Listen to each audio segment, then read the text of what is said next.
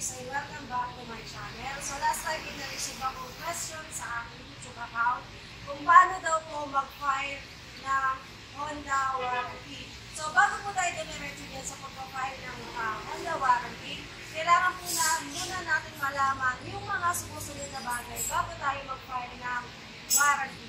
So una, kailangan po ang ating pong motorsiklo ay hindi po nagpapagawa sa mga backyard mechanic. Ibig kong sabihin nun, tanging mga accredited mechanic lang po ng 3S shop ang dapat po nakagalaw ng ating motorsiklo.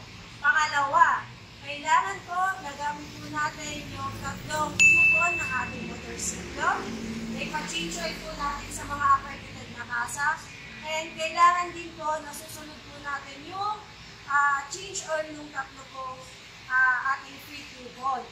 Pangatlo, kailangan po ang ating pong motorsiklo ay hindi pa po lumalagpas ng 2 taon or 20,000 kilometer para ma-avail po natin ang ating warranty. Pang-apat, dapat po ang motor po natin ay hindi galing sa disgrasya, hindi na aksidente or nasira dahil po na-disgrasya ang ating motorsiklo. Hindi din po pasok kapag ito po ay nangat-ngat ng daga or nasira dahil nabaha. Okay? At nagkaroon po ng kapabayaan dun po sa mismo motorsiklo natin. Like, kung ito po ay ilalagyan natin ng mga mabibigat na mga karga, so hindi po siya kasama din sa warranty natin. So ito po yung procedures para sa pagpapawarranty natin. Okay? Let's check it out.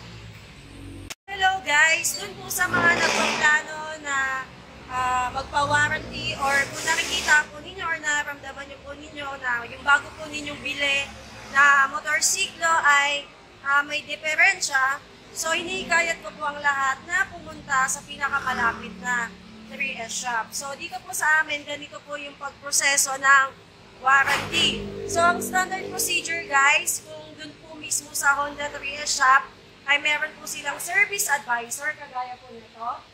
Ayan, so si Miss Jessamel po ang aming pong bagong service advisor. So punta po kayo sa service branch, and then po, puntaan nyo lang po yung service advisor po natin. Yes, sabihin po ninyo, yes, lapit po kayo sa kanya, and then sabihin po ninyo yung problem ng motor po ninyo. So, bibigyan kayo ng advice ni Miss Jessamel kung ano yung gagawin. And kung talaga pong warrantable yung motor po natin, i-check po yan ng ating pong mga mekaniko na available right now. Ayan, guys. So, again guys hindi sa lahat ng pagkakataon po acceptable yung gusto nating ipa-warranty. Kung yan po ay naggasgas, nasira dahil sa aksidente or whatsoever, na hindi siya sira dahil sa maling pagbuo ng motorsiklo, ay hindi po natin siya makikiter ng warranty. Okay. Ano ba yung mga example na warranty na dito? Battery. Example, battery. Pero sa battery po, space-to-case basis po yan. So, bago po natin, mga ma'am and sir, mawarranty yung battery, kailangan na-diagnose po talaga muna natin na factory defect talaga siya. Kasi consumable parts po yun. So usually mga gano'ng katagal yung battery na pwede natin tanggapin na under warranty? Under warranty. Kasi ma-check naman po natin yan upon purchase pa lang. Pag inuwi na, halimbawa, piniyahin na po natin or naiuwi na, kinaumagahan, parang nagloloko-loko po siya. Tapos mababa yung voltage kasi po, ano naman po yan dito, tawag dito, binisit na naman ng mga mekaniko natin. So ngayon, pag mababa yung voltahe ng battery, ibig sabihin may problem po siya. So possible na makikater siya or pwede natin siya ipasok sa warranty. Kahit na yung mga big wala pang isang linggo. Wala pang isang linggo, gano'n. Or kaya bago mag-isang buwan. Yung mga ganong scenario guys, halimbawa yan yung battery, pwede natin siyang ipa-apply ng warranty po kay Honda. Kasi usually talaga, ang lifespan ng battery natin, tumatagal po yan ng years. Okay, taon talaga. Then, next is yung mga katulad ng, yung mga black ng mga nagpa-black screen na Click 125 na ano lang, Panel meter. Ayan. Tsaka yung mga headlight. Yan. Yes. And then sa, ano pa ba? Ano pa bang ibang experience ng mga under warranty? Nung nakaraan may na-warranty kami, regarding dun sa, parang sa may gasket yan. Lumatagas? Lumatagas. Pero guys, ito nga, ang warranty natin. Seal siya. Anong motor yan? Click 125. Okay guys, ito ha. So, hindi porket sinasabi namin na na-warranty yung oil seal, na-warranty si ganito, ibig sabihin, pag pumunta kayo dito, is automatic ma-approve ni Honda. So, kailangan pa rin po ng diagnose ng mekaniko natin, okay? Kung ma-approve siya ni Honda, kasi kung tumagas yung oil seal ninyo dahil bumangga yan sa kung anong bagay, syempre, hindi natin yan mako-cover ng warranty. Kasi, na nagkaroon ng kapabayaan or aksidente dun sa unit natin. Unless otherwise, bigla-bigla na lang po siyang tumagas or yes. And then guys, as much as possible, kailangan dala po natin yung unit dito pag magpapawarranty po tayo. And as much as possible, kung dito po kayo magpapawarranty, especially kung dito nyo nabili yung motor at dito kayo magpapawarranty, be advised na pumunta kayo mga araw ng from Tuesday to Thursday lang po kasi yun po yung medyo hindi madami yung tao. Okay, kasi kung pupunta po kayo ng Monday, Friday, Saturday, baka hindi po kayo makiter. Okay, and then yun, dun naman po sa mga ibang customer na hindi po dito nabili yung motorsiklo, and then magpapawarranty po kayo and kailangan pong buksan yung makina ng motor ninyo. Actually, hindi po namin siya ina-advise na dito nyo dalhin kasi unang-una po, matrabaho po yung pagbubukas ng makina. At the same time, wala pong bayad yun kung ma-under warranty. So mahihirapan po yung mga mekaniko po namin. So, advice po namin sa inyo na kung kailangan pong buksan yung makina nyo, dun po kayo pumunta sa branch po kung saan nyo nabili yung motorsiklo ninyo. Kasi baka hindi po kayo makiter dito. Okay, lalong-lalo na kung bubuksan yung makina kasi matrabaho po yun. So, yun po ay para lamang dun sa mga customer na hindi po dito nabili yung unit. Pero kung dito nyo po nabili yung motorsiklo po ninyo, willing po kayong i-assist ng aming po mga staff dito sa Desmart Valenzuela. Okay? So again guys, kahit saan namang Triesya, pwede kayong mamingi ng advice regarding sa warranty. Pero as much as possible, mas maganda po talaga kung saan nyo po nabili, doon nyo po dalhin yung motorsiklo po ninyo. So guys, ano ba yung mga kailangan nyong dalhin? Ano yung mga kailangan nilang dalhin? Okay, unang-una kailangan po natin dalhin, syempre yung motorsiklo natin. Kailangan din may ORCR. So kahit hindi po yung taong na mismo yung nakapangalan doon, pwede siya yung magdala dito kung hindi po available sa customer natin. At ulitin ko lang po, dapat yung customer na dito po binili yung motorsiklo kapag dito po ipapawarranty yung motor kasi mas pina-priority po namin sila.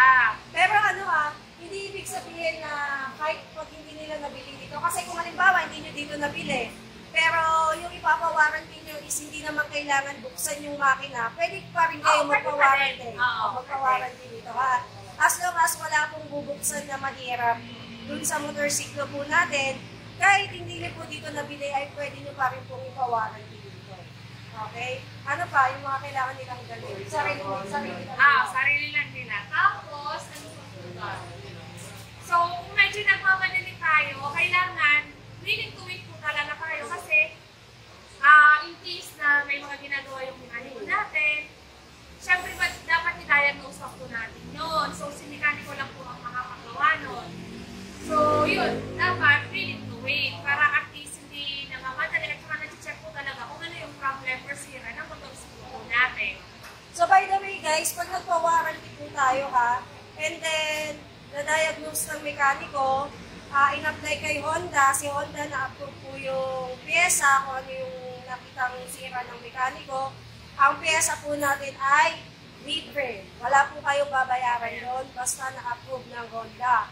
Pero kung hindi po na-approve ng Honda, syempre po, bibili nyo talaga yung pyesa ngayon. And at the same time, kung approve po yung warranty natin, wala kayong babayaran sa pyesa, wala din po kayong babayaran sa linggo. Okay? Yun po yung kagandahan naman. As long as talagang nakita na yung sira po talaga is dun po sa paggawa talaga ni mismo Honda. Pero again guys, kung yun po ay cause ng aksidente, kapabayaan, or whatsoever, ay hindi po natin siya ma-under warranty po dito. Okay? So, gaano po ba katagal dumating yung pyesa? So, yun. Kadalasan, kapag na-approve po ang warranty natin, kasi i-diagnose, i-evaluate po yan. Ang evaluation po pala, mga ma'am and then sir, ay nakay Honda Philippines po. Wala po sa atin.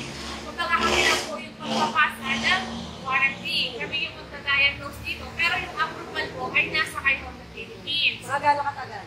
So ngayon, gano'n siya katagal? So matagal na po yung siguro 2 to 3 weeks. Matagal na po siya. Kasi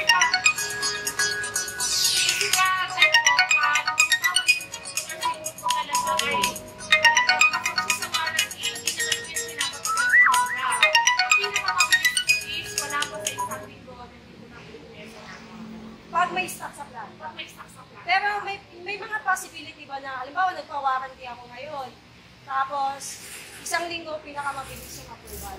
Meron. Meron. So guys, may mga ganun na. So kung magpa-warranty kayo ngayon, mabilis na po yung isang buwan na result ng Hindi, isang linggo.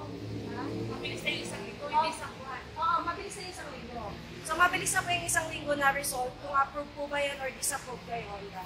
Okay, so yun po yung mga scenario po natin. And then, pag may stock sa planta yung parts, automatic yan mapapadala agad. Mabilis na din yung isang linggo para mapadala. Pero kung wala po talagang stock sa planta, hihintayin po talaga natin dumating. Usually po, tumatagal talaga siya ng buwan bago dumating. Okay, so hindi din kami dito guys nagbibigay ng replacement galing sa mga stocks namin. Kasi unang-una, order yun ng company namin para ibenta. Hindi po siya libre na binigay ni Honda.